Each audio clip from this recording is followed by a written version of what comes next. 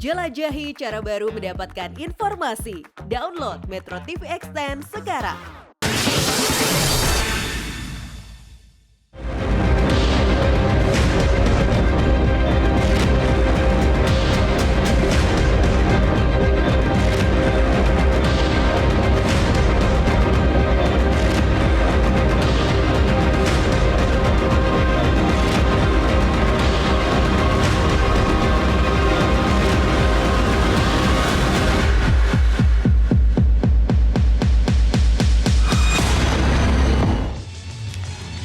Terima kasih pemirsa, Anda masih bersama kami di Economic Challenges. Kita masih membicarakan kemesraan hubungan Indonesia dengan Tiongkok. Prof. Hendrawan, kalau lihat salah satu poinnya adalah kerjasama kesehatan. Katanya itu 30 rumah sakit Tiongkok akan masuk ke sini. Ini kan artinya nanti akan merebut juga kuenya para praktisi kesehatan di Indonesia. Seperti apa, Prof? Ya tentu harus diantisipasi dengan persiapan SDM yang lebih baik, ya, pendidikan kedokteran yang lebih bermutu, ya. Dan itu mudah-mudahan itu yang diharapkan dari undang-undang kesehatan, Omnibus Law kesehatan. Nah mudah-mudahan itu kalau terrealisasi, ya, para pemain industri kesehatan di dalam negeri juga sudah harus siap. Ini kita lihat pernyataan mantan Menko Perekonomian ya, Rizal Ramli mengatakan di Chengdu bahwa undang-undang kesehatan yang membuka kesempatan untuk Tiongkok bangun 30 rumah sakit di seluruh Indonesia. Ini kan tanda tanya besar. Kalau saya ingin beralih ke Mas Eko, kerjasama ekonomi satu sisi, tapi kan mestinya ada keberpihakan kepada pengusaha lokal. Kalau Anda lihat, apakah memang masuknya rumah sakit dari Tiongkok ini kalau jadi, itu benar-benar akan membuat lebih kompetitif para praktisi kesehatan seperti kata Prof. Hendrawan atau seperti apa?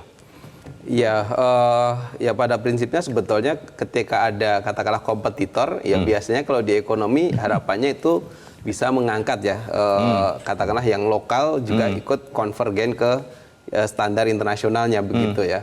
Tapi juga kalau kita lihat karakteristik dari investasi Tiongkok sebetulnya ya bisa saja nanti semuanya, hampir semuanya itu adalah lebih banyak juga didatangkan ahli-ahlinya juga dari sana, mungkin dokter-dokternya juga begitu. Termasuk tukang kebun kalau misalnya ada taman di rumah sakit itu bisa begitu ya?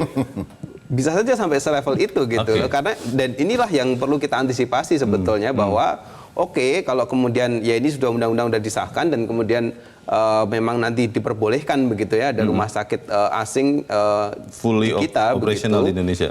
Tapi menurut saya juga harus kita pastikan bahwa ya tenaga kerja misalkan dokter dan terutama tenaga-tenaga ahli begitu ya yang memang punya kompetensi harusnya bisa masuk begitu. Nah ini harusnya dari awal ya untuk mengantisipasi ke depan karena kan bagaimanapun ya investasi internasional itu sebetulnya tidak hanya soal hanya duitnya masuk tapi juga ada aspek salah satunya sosial begitu. Kalau misalkan semuanya didatangkan dari negara tersebut, sisi sosialnya itu rawan gesekan begitu. Sehingga antisipasinya adalah ya melebur begitu dengan tenaga-tenaga kita begitu.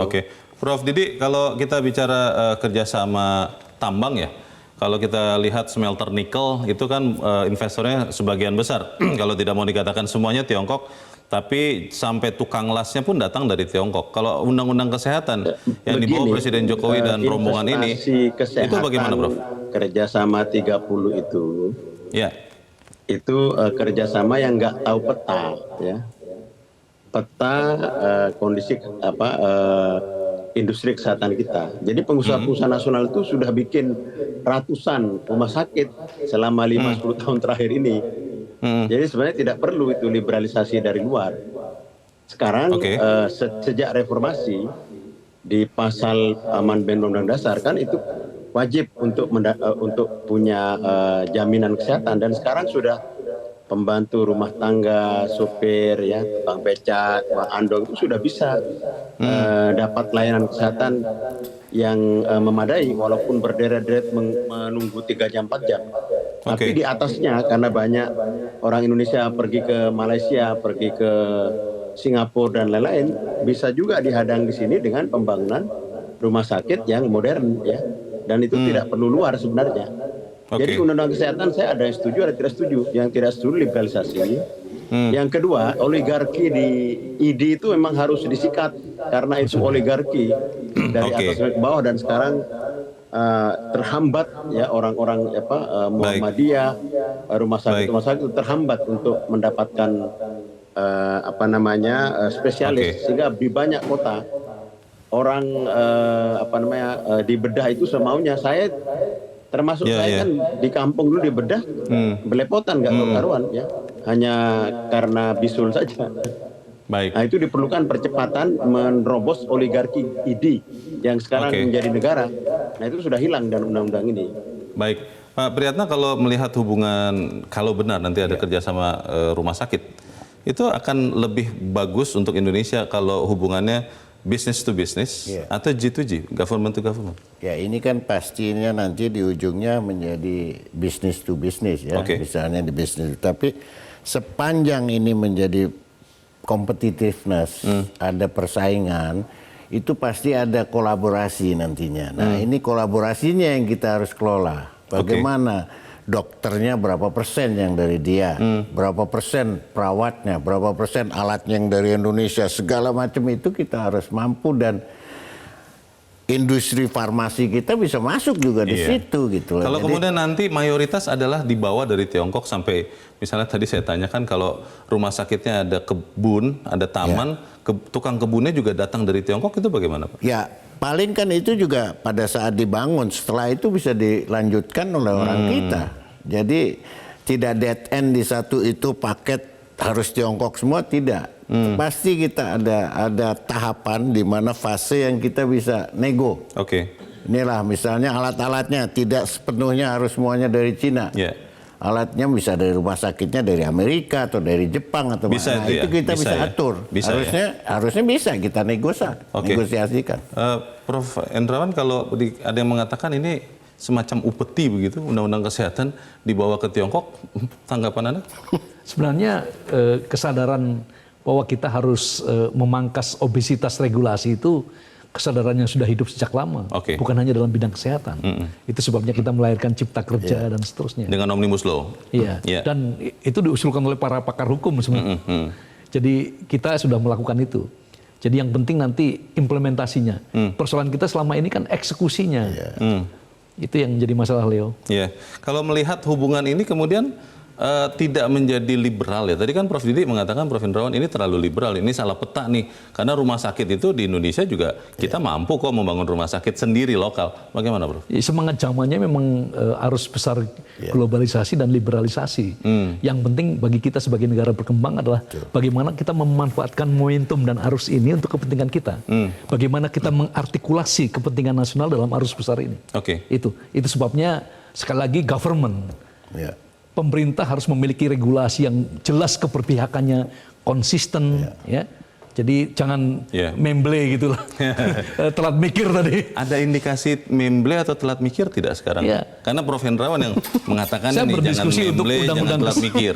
Saya berdiskusi lama dengan Pak Budi Gunadi Sadikin, ya. Menteri Ada 2 Kesehatan. jam Menteri Kesehatan, dan pemikirannya sangat rasional, ya, praktis untuk memecahkan masalah-masalah real yang dihadapi masyarakat. Termasuk karena dengan kesehatan kita ini high cost loh. Termasuk dengan rencana masuknya rumah sakit Tiongkok yang ada 30 itu. Sekali lagi yang dikatakan Pak Eko dan Pak Play ini tadi, kalau itu meningkatkan competitiveness, ya, kenapa tidak? Menuju efisiensi, why not?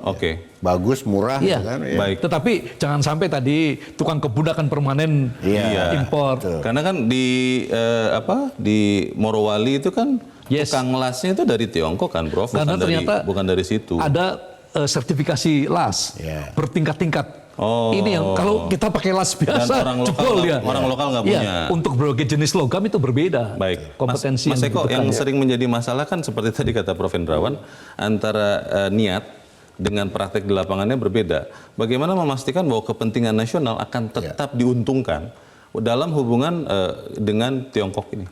Ya, ini memang problem kita itu selalu di sini ya. Jadi begitu sebagai negara terbuka kerjasama dengan negara mana saja bisa begitu, dan ketika sudah masuk ke detail nih ya, kontrak-kontrak harus berjalan sesuai dengan apa yang kita rencanakan. Terkadang ya ketika kemudian ya, terutama sih menurut saya sih ya harusnya leadership di masing-masing yang menjaga gawang ini ya, karena ini sangat penting begitu.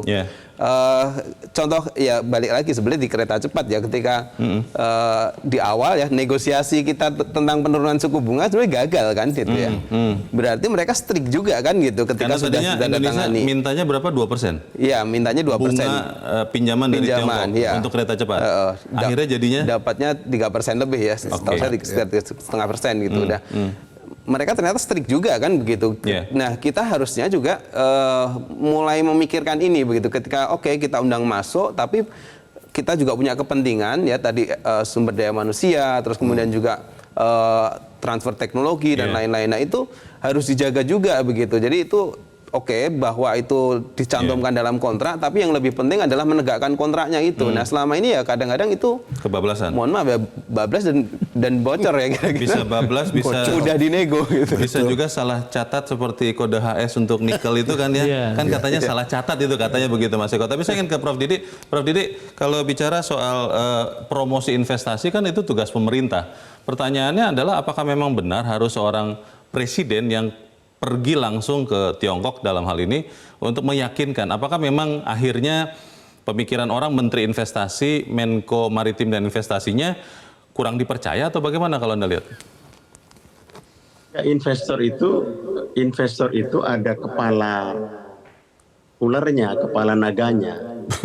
Maksudnya Jadi yang menentukan Jepang, begitu ya? Datang ke kepalanya, ya menterinya, dia setuju kasih karpet merah, sudah jalan. Dengan Cina itu too much, terlalu banyak dan berlebihan. Sehingga dalam konteks geopolitik maupun interest nasional ini menimbulkan pertanyaan-pertanyaan, jadi swing dari Amerika ke Tiongkok ya. Kemudian menimbulkan sentimen-sentimen macam-macam di dalam. Itu menurut saya kurang pas sesuai dengan Undang-Undang Dasar. Kan posisi kita kan bebas aktif itu di tengah ya. Nah, Vietnam itu mempunyai posisi di tengah dan jauh lebih menguntungkan ya. Termasuk Singapura bahkan lebih condong sedikit ke Amerika, balance ya tapi sedikit ke Amerika karena punya resiko-resiko ya. Dan kita itu telat mikir dalam konteks diplomasi ekonomi. Dagang itu kan seperti main kartu. Ya, saya dengan main dengan Pak Hendra main kartu. Ya, kalau kita buka semua kartu kita ya bablas. Kan kita buka satu, mereka buka satu kan begitu. Ya enggak? National interest-nya itu kan di kartu. Enggak bisa kita buka semua. Ya, sampai tukang las yang rendah itu di Undang-Undang Investasi tidak diperkenankan itu. Masuk ya keahlian rendah itu tidak boleh. Itu melanggar undang-undang ya. Baik. Bagaimana memastikan kerjasama yang sudah berjalan ini tetap menguntungkan Indonesia akan kita bahas di bagian berikut. Pemirsa tetap bersama kami, Economic Challenges segera kembali.